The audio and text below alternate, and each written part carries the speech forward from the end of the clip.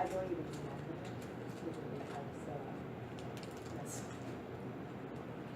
Oh, Nicole, I was gonna bring bagels in for my birthday tomorrow, so if I can find the list. Pretty good. What did I write that on? Already now I can't find my list. I thought it was the back of something. Is that the sheet right there? Oh, here it is. I actually put it off. So if you want to put what you want.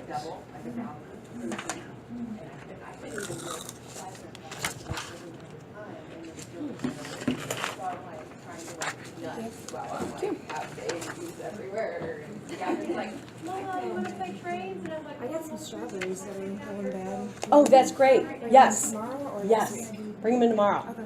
Because we're going to let them sit out and grow. Because next week, I don't know if after the mycobacterium PowerPoint we'll have time to at least do something. I'd like to get something growing. So. Okay, Christy.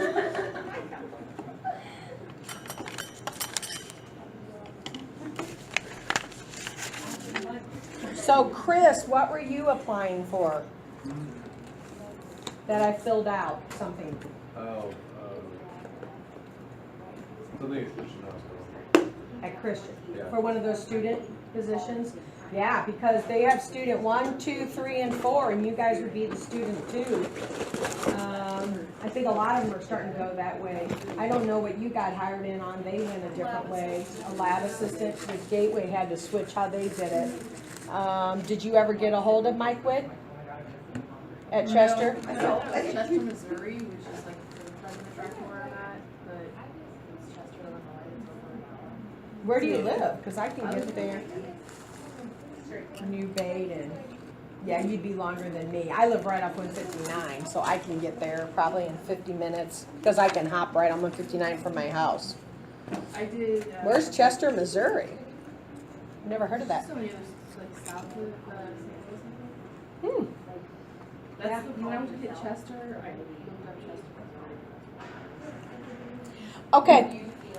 I wanted to show you an example of transport type things. This is a swab that you could actually collect. We used to have them called stewards, if it was aerobic or facultative, and we had a thing called Amy's. So these are examples of transport. In what we would do, let's say on a potential throat swab, if we were getting it from ER, it would have 2 swabs. And so they'd go around the back of the throat by your tonsil area, try to avoid your mouth and all that. And one swab we'd use for the rapid strep, and one swab we would use if the rapid strep was negative, it would automatically go to be cultured, do a throat culture. That was our protocol for our ERs. This one is an NPG, nasopharyngeal type of collection method. So your lab will have, depending on where you go and if you have a micro, like for instance, Centralia has the micro.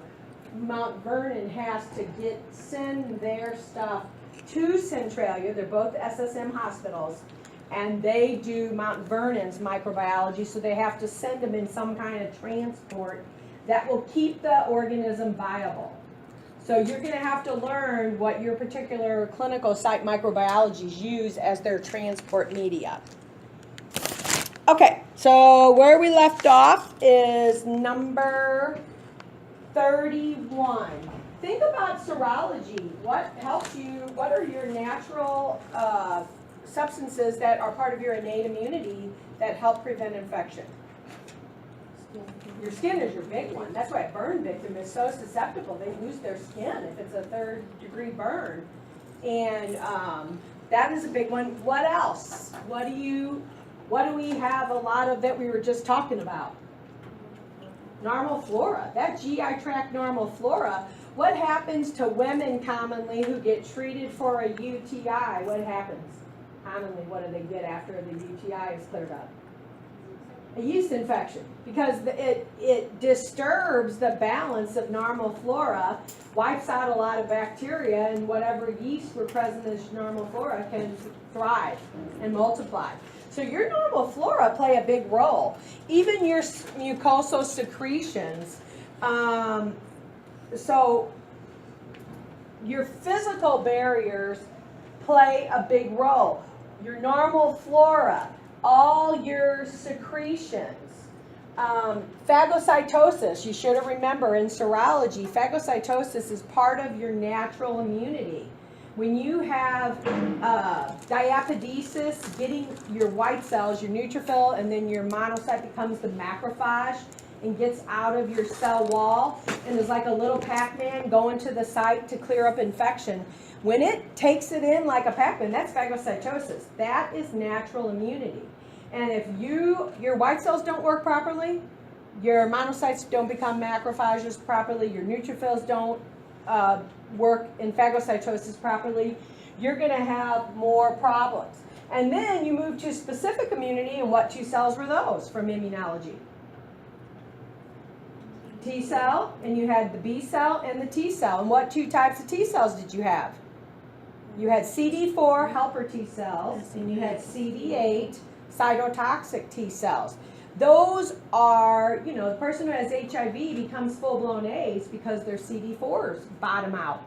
And what does CD4 do? CD4 not only helps your CD8s, it also helps B cells to proliferate and become plasma cells and produce antibodies. So all that immunity you learn impacts if a bacterial infection is going to take over, especially when you're talking about your bacterial infections. That B cell production is very critical. And you bottom out your CD4s, they're like the hallmark white cell. It helps everybody, okay? So those are resistance factors. How are common ways you get microorganisms on 32? Airborne. That's why we got to worry about aerosols. You would never spend anything in microbiology in a centrifuge uncapped. One thing I should have mentioned yesterday before we have lab. Do you understand what sterile or aseptic technique is? What do you think you as a tech have to do to report, support good aseptic technique when you're looking at plates? Do you just open them up and leave them open to the air, just sitting there the whole time until everybody comes and looks? You don't want to keep plates open to the environment to have something come from the environment on it. So when you're doing anything, streaking, you don't want to set your loops out on the table and have 10 loops out sitting on your table and then use them for your plates. They should stay in the holder, take it out as you use it, because how do you know what's on that table that you might introduce to the media? And we're just messing around for our practice, but if you're doing a real patient, don't you want to make sure that what grows is truly what's pathogenic from the specimen? So you as a tech always have to uphold aseptic technique. Don't open your plates. I got 10 blood plates I want to plate, so I'm just going to open all the lids to make it better for me. But then that whole time, by the time you got to plate 10, it's been open to the environment, and you can get bacteria that way too. So always be conscious of aseptic technique. You only want to grow what's infective in that patient's body fluid or in that throat or the urine. You don't want to impact it by your poor technique. Okay, or reusing a loop on another culture by mistake because you didn't throw it away. So airborne is a big one we have to worry about. That's why we are limited to what we can do with fungus. We only have the hood in the back room, so I would never bring pathogens to work on in fungus. Because who has dimorphics as their thing to do on the study questions? There should be 2 of you that have the dimorphics like histoplasma. if you've looked at the list, there should be 2 of you that have histoplasma. Those are bad. The dimorphics are what you get from an aerosol inhaling. So we would never bring a dimorphic in to play around in lab. We don't have a great enough environment for everybody to work under the hood. So always be thinking aerosols is a brand new infectious process when we work with micro. Don't be flinging things around or your loops or anything. Anybody know how you get infected from your study questions in Mycobacterium with TB? Anybody know the name of what hangs suspended for hours within 3 feet of the patient coughing? It's called the droplet nuclei. You should know that for your registry. It is something, that's why they wear the mask within 3 feet of a patient. It can hang there if they're coughing profusely and they have TB. That's why they should be in isolation. So airborne is probably your #1 new problem with micro. What else? Think about your Enterobacteriaceae. If they have a lot of gastroenteritis, diarrhea as your sickness, what do you think would be the source? Ingested through food and water. So that is a big route of transmission. And then what do you think about your venereal diseases? Your STDs? Close contact. One of them could be when mononucleosis, they think of sharing saliva from a glass or whatever. Genital, sexual contact with syphilis, with gonorrhea. So those are big routes of transmission.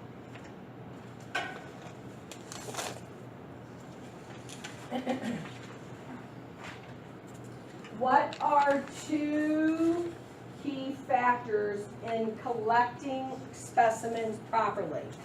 One, I think, would be kind of common sense, depending on where. Think of a blood culture. That's one of them. That's kind of common sense why you do sterile prep. So what do you think when you're collecting a blood culture would be key for it being accurate? Contaminating it with what from the skin? Normal flora. So anytime you're going to make a collection that is close to normal flora, you've got to make sure you do a procedure or technique that avoids normal flora. So you're not working up a skin bacteria and you're wasting all that time and money for the patient, and it was all because the phlebotomist didn't do sterile prep.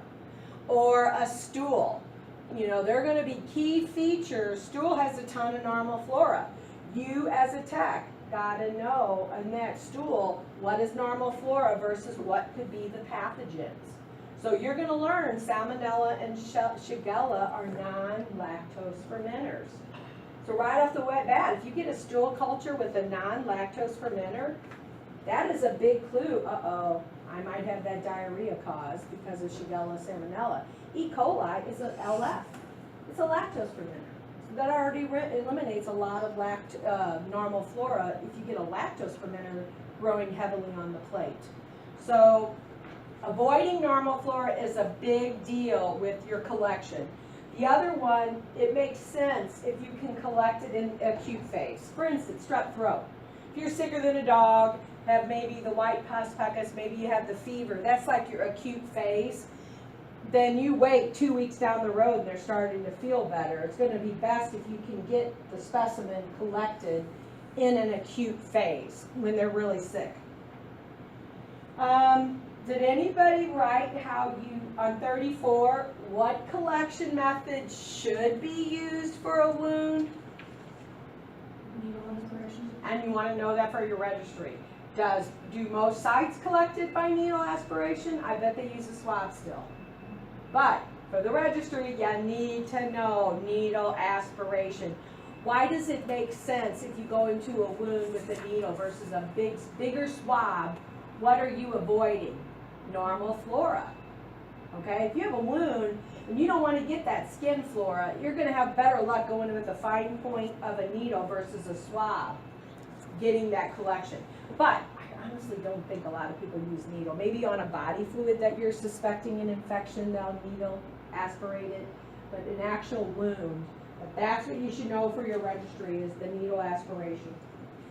What should be, okay, and this be, as another common sense. What do you think you'll see if you don't get a good sputum collection? So this would be 35. Tell me, what do you think you'll see on a gram stain if you've gotten saliva that might have contents from your mouth? Besides bacteria. Think of a cell you might see if it's truly from your mouth area, saliva. And it's something you're going to have to do on every sputum to see if it's acceptable. You look for squamous epithelial cells. So you know how in urine we had the big fried egg appearance? You look for them on your gram stain. It's a system they call the Bartlett's. And what you have to do for us, and if you'll notice your gram stain sheet, look at that gram stain sheet, what it tells you to do for sputums. It's its own little column.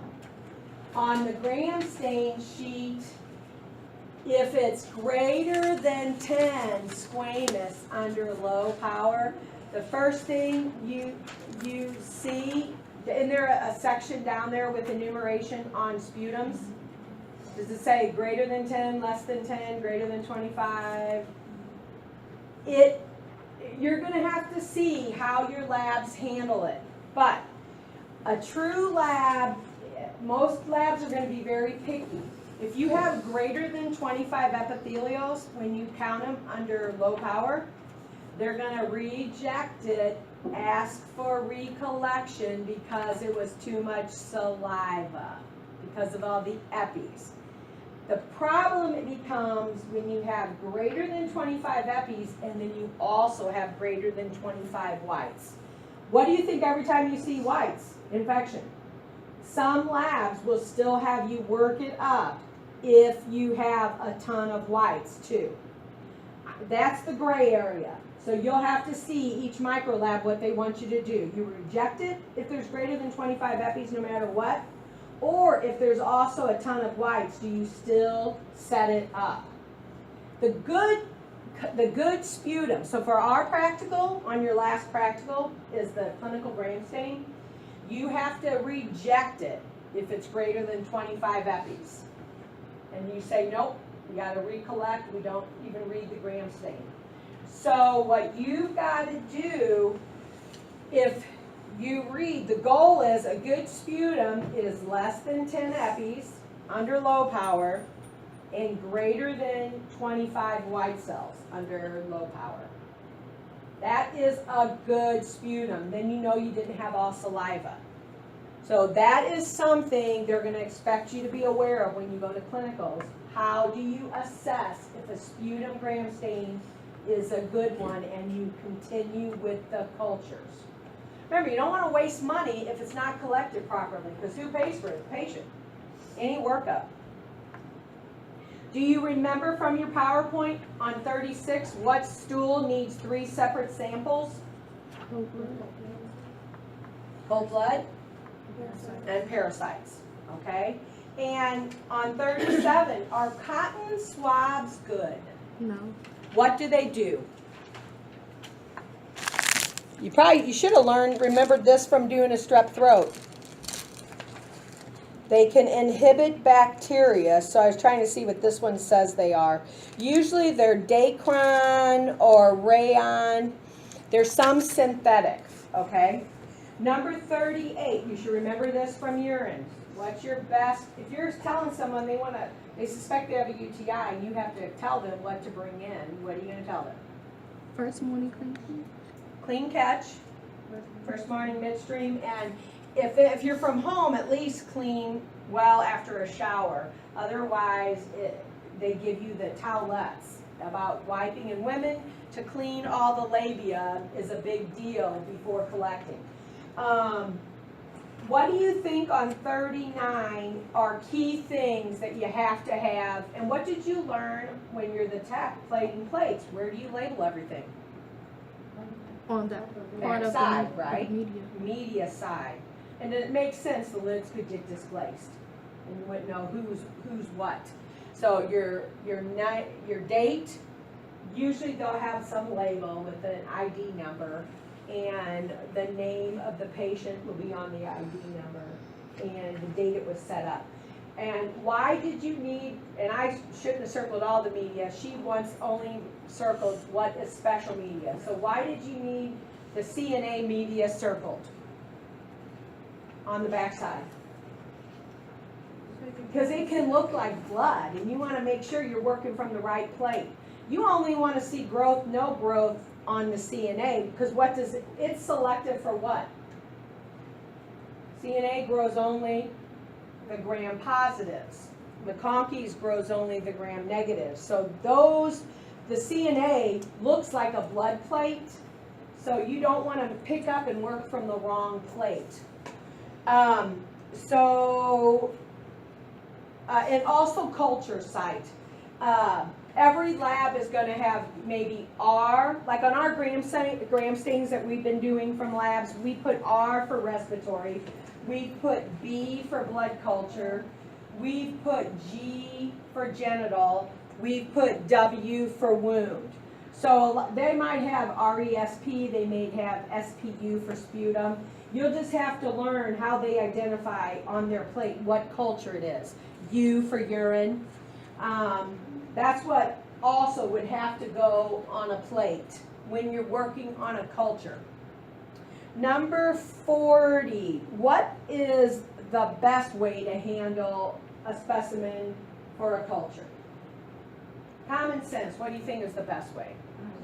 Process immediately. If you can in any way get it set up immediately. Even when we did micro at our lab called TriLab in Collinsville, if we got a spinal fluid, we'd set up the gram stain and we'd plate our stuff immediately, put it in the holding area until the guy could come and transport it to Collinsville. So process anything immediately if possible. 41, and then if you can't, then you got to know your way, your clinical transports them properly. So follow, one time, I don't know if I told you, I messed up when I was a student how an O&P was handled for parasites. It was a stool culture for ova and parasites, and I either processed it too late, not within the 45 minutes, or I did something wrong and they had to recollect the stool. So that wasn't good. You know, not like just getting a little urine from somebody, so I didn't follow whatever their proper handling for a parasite as a student. You know, mistakes are going to happen. The big thing is just own up to them and try not to make them again.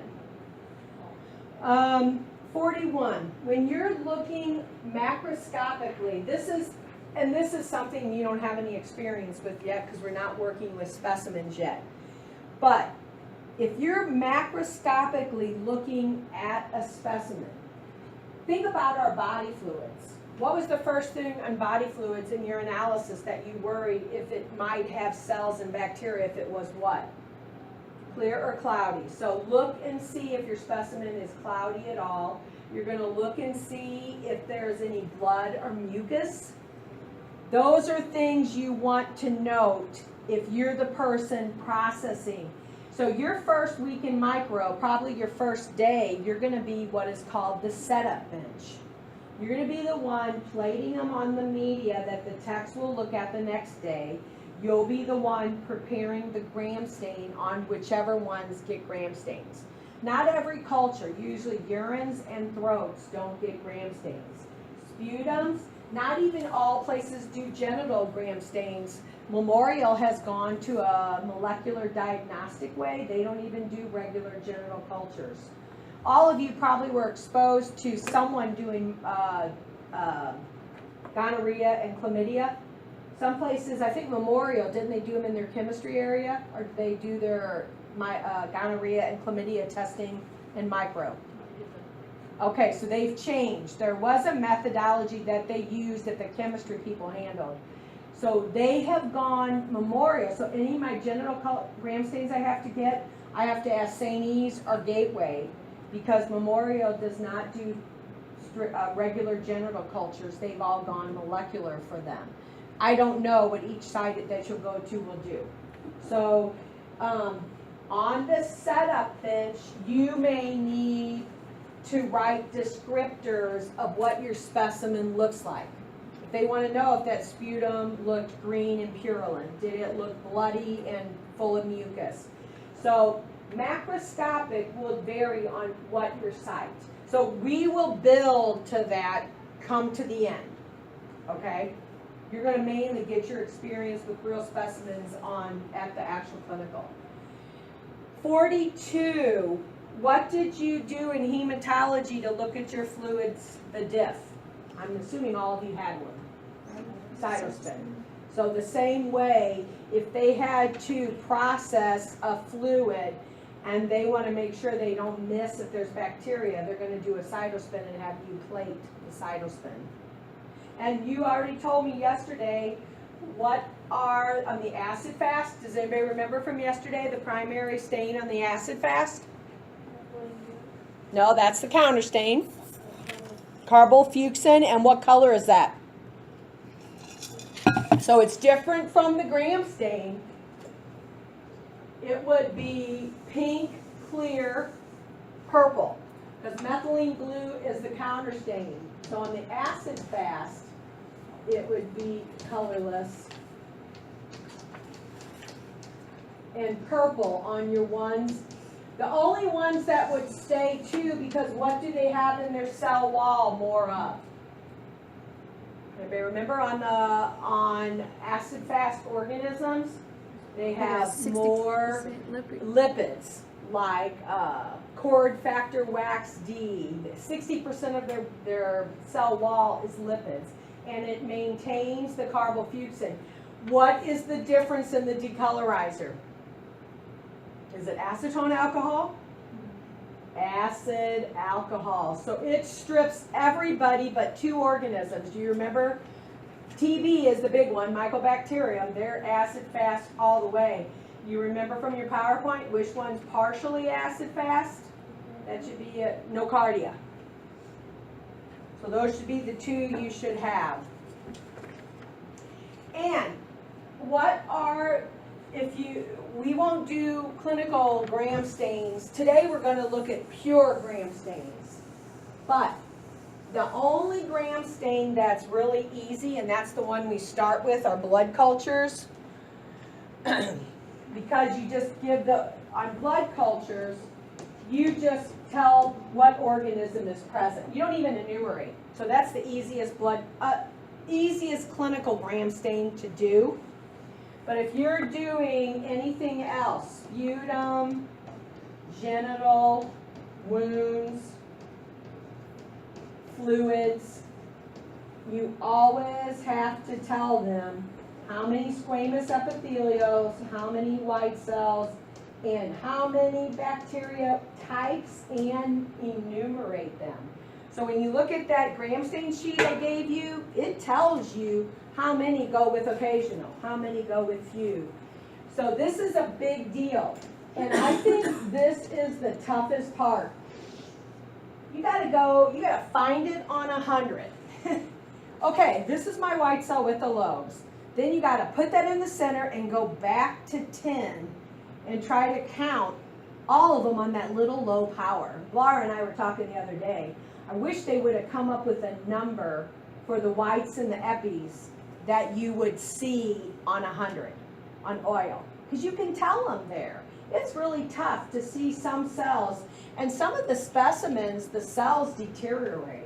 So for you as an inexperienced tech to say, well, I think those are all white cells, when you go to 10, they seem so far away.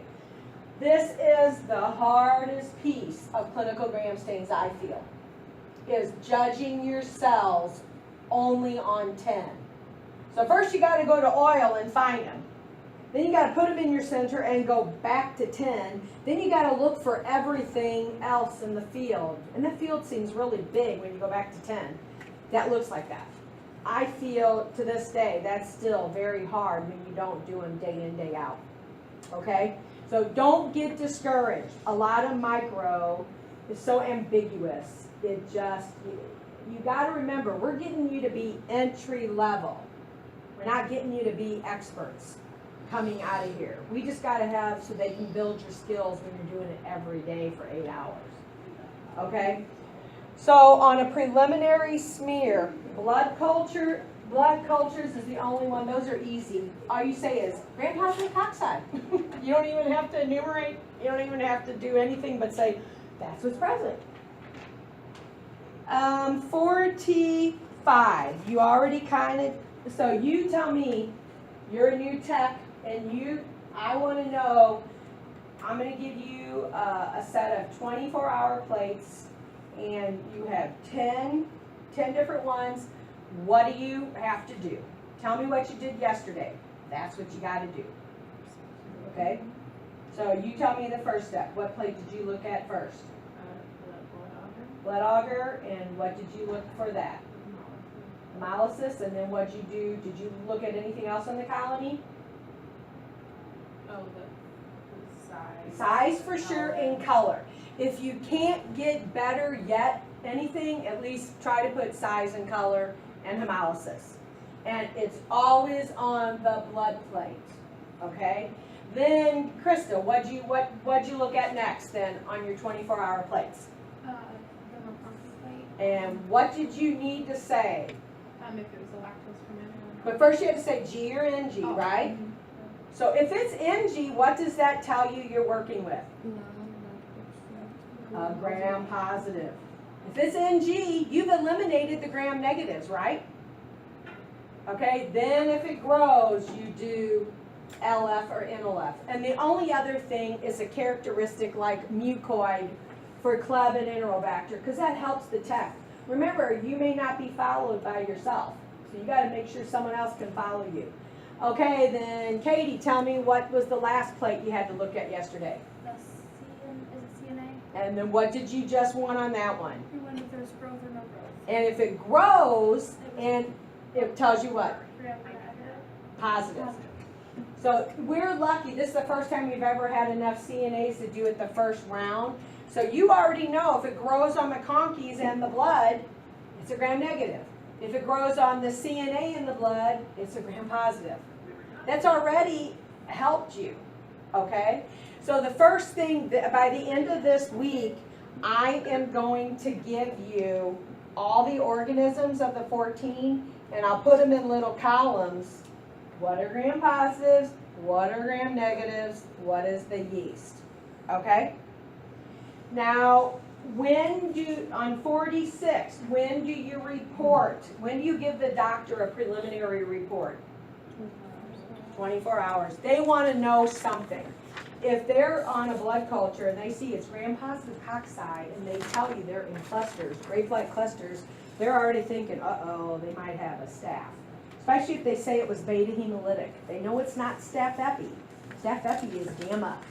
So if they see a beta hemolytic gram-positive cocci on a blood culture, you know they're probably going to start treatment for a Staph aureus. 47, do all cultures need a direct smear? And then give me one that does.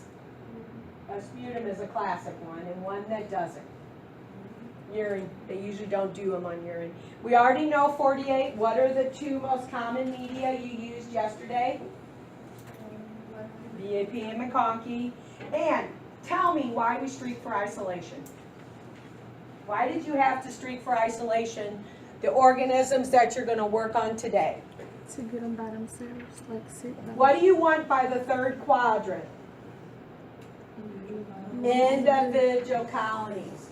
So remember, I think she said do a line like that, and you could do all 3 plates with one loop, right? You could do your BAP, your McConkies, and CNA. Take that same loop. This first quadrant, do you have to worry about your streaks crossing? Nope. On your first quadrant, you're just trying to get it to grow, so it doesn't matter if you go back and forth. But when you go, now you pitch that loop, you get your second loop. Do you remember why you started with the BAP? It is non-selective. Start with the least selective media. Because the others, you could drag some of that media that could inhibit bacteria if you use that first. Try to only go in here once or twice at the most. And then your streaks don't want to touch. And then you can use, that's a new loop, so you can then go to your third quadrant. And technically, you can keep that same loop and go over here, and then your third quadrant. So remember, you should be able to do all 3 plates with 2 loops.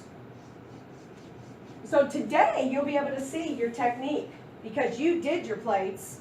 You're going to be able to see, if you don't have individual colonies by your third quadrant, that tells you either you didn't change loops or you went too many times into the previous set of streaks. Try to only go once or twice.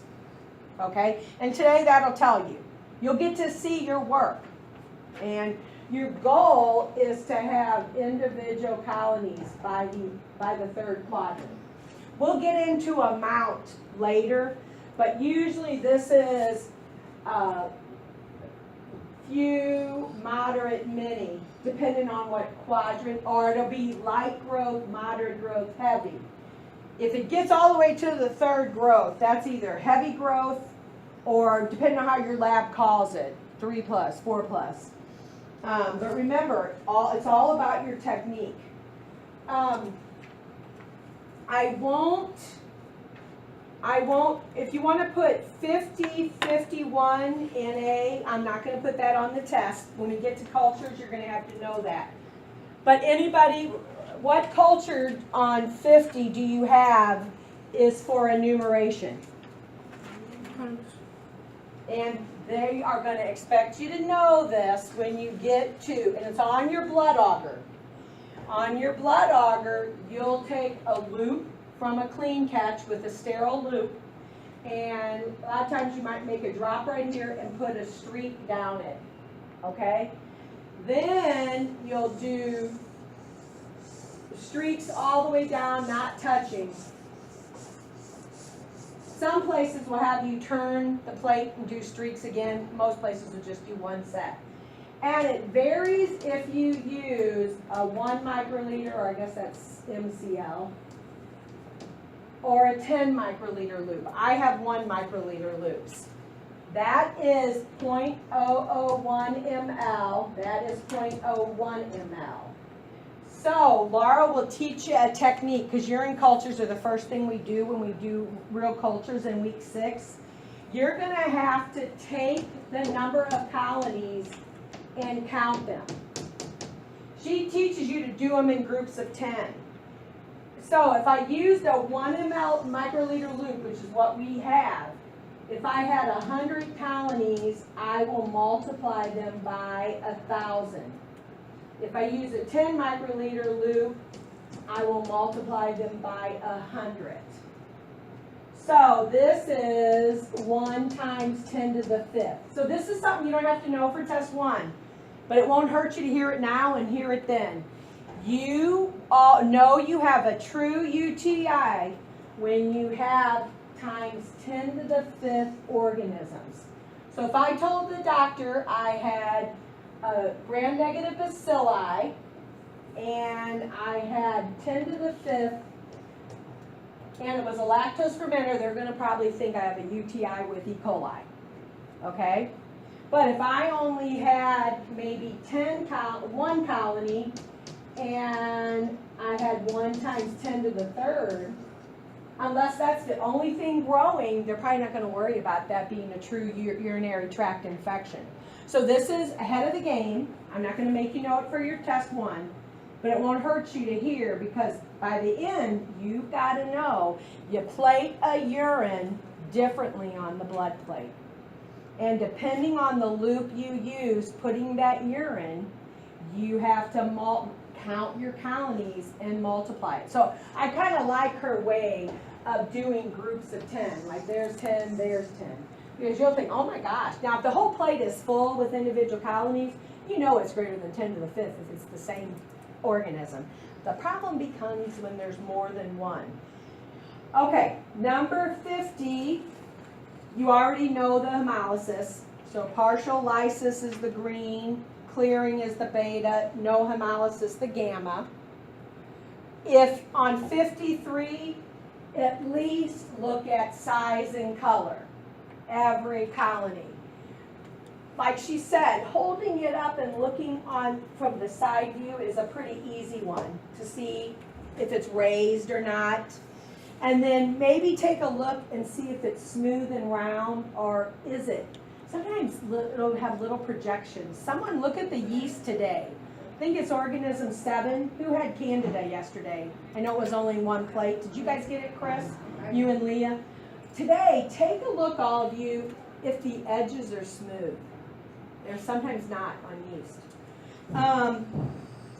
I'm not going to test you on 54, so put NA, but what you're going to learn, do you remember from serology 2 things that have fevers of unknown origin? One is a meat packer disease, one is a Hunter's disease.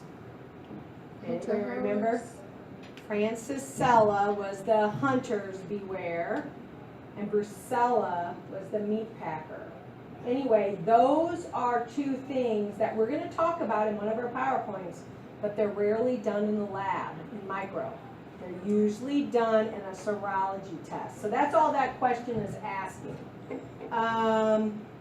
The only thing I want you to know about 55 and 56, a lot of methodologies are becoming molecular type tests where they amplify DNA or RNA.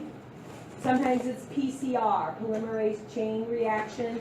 All I want you to know are the 3 steps of PCR, so circle that. Denaturation, primer annealing, and primer extension. And remember, you're going to get my key. So you'll study my key. So remember, the NA, let's keep track of the NA, and I'll put it on my key too, so that I know, I'll put it on mine that I know not to put them on the test. And you said 55 you won't put on underneath? Yeah, so no 23 through 29, put NA. I'm not going to expect you to know normal flora yet. No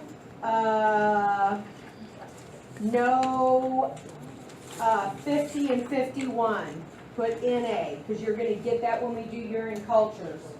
And the only put NA by 54. And 55 and 56, circle 56, but I at least want you to know that molecular testing, they're amplifying usually either DNA or RNA from your specimen to ID it. That's the basis of Moldy Talk. Now, I'm meeting Barnes on Friday. I'm going to ask them what molecular they do, if they can give me some examples to put on our clinical syllabus. And the lady from St. Anthony's, they have been nice enough to say they'll do 2. It's a great hospital in South County called St. Anthony's Medical Center off Tesson Ferry. It takes me, from here maybe 35 minutes, depending on how fast I get on 64. But she does a lot of molecular. And Deanna was our student last year that they hired in micro. She's going to come our last day when we do parasite presentations and do a little presentation on the molecular they do there.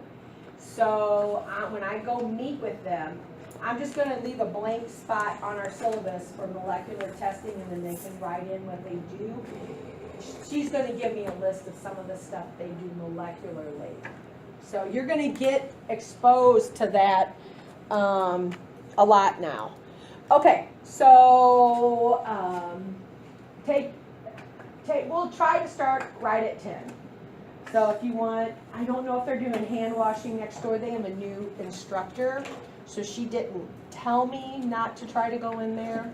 So just, look if that door's shut, look, just knock first.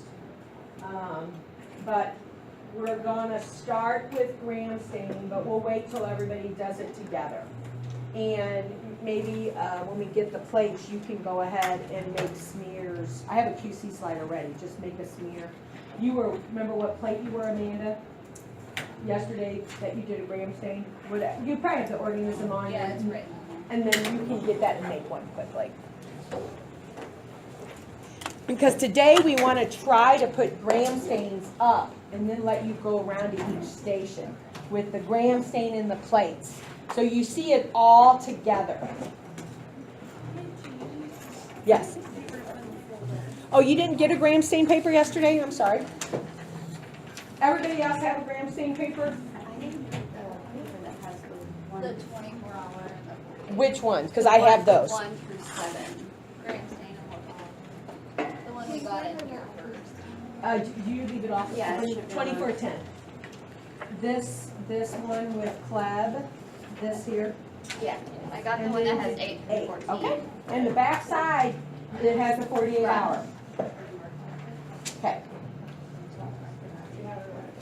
Yeah, so if you guys need to take a little break, I don't even know if Laura's here yet, but I have everything out. But I think we're going to start with gram staining first. And you should be good at your desk with what we have there. Do